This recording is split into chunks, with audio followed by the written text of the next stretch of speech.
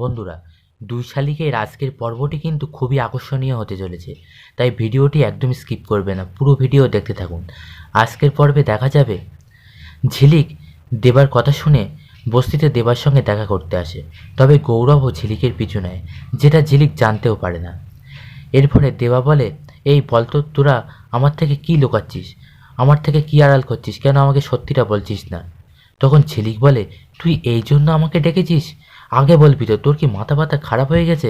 জানিস গৌরব কত রাগ করছে আমি আসলাম বলে?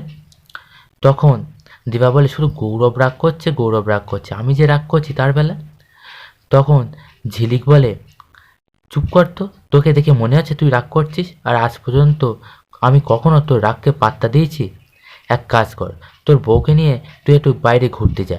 জানিস তো সরস্বতী পুজো বাঙালির ভ্যালেন্টাইন্স ডে, তো তুই তোর বউকে নিয়ে যদি ঘুরতে যেতিস তোর রাগটা কিছুই থাকতো না।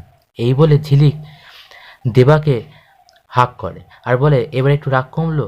তবে গৌরব ঠিক সেই মুহূর্তেই সেখানে এসে যায় আর ঝিলিককে দেবার সাথে এই অবস্থায় দেখে ফেলে।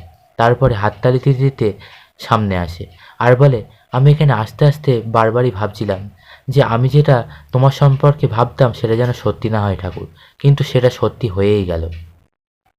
তখন দেবা আর ঝিলিক দুজনেই অবাক হয়ে যায়, কি করবে ভেবে পায় না।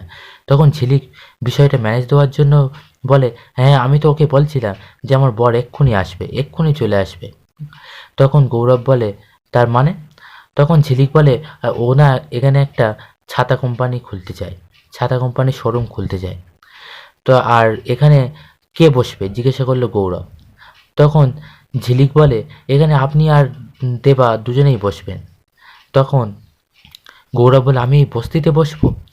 তখন দেবা বলে যে, আমার আমার গ্যারেজ কি কম চলে নাকি? আমি এই ছাতার কোম্পানির শোরুম খুলতে যাব কেন?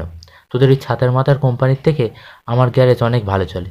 তখন গৌরব বলে, এই একই ল্যাঙ্গুয়েজ, তুই আমাদের এত ব্র্যান্ডেড কোম্পানিকে এরকম ভাষায় বলছো কেন? এই বলে দুজনের মধ্যে ঝগড়া লেগে যায়।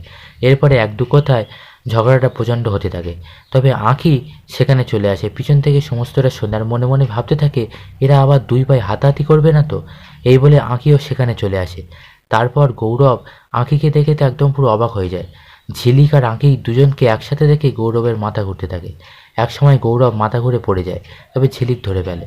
তারপর দেবা গৌরবকে ধরে ঘরের মধ্যে নিয়ে যায় এবং ওরা ভাবতে থাকে এবার ওরা কি করবে। তখন আঁখি দেবাকে বলে, চলো আমরা এখান থেকে চলে যাই, আর নয় দুজনে কিছু সাজি।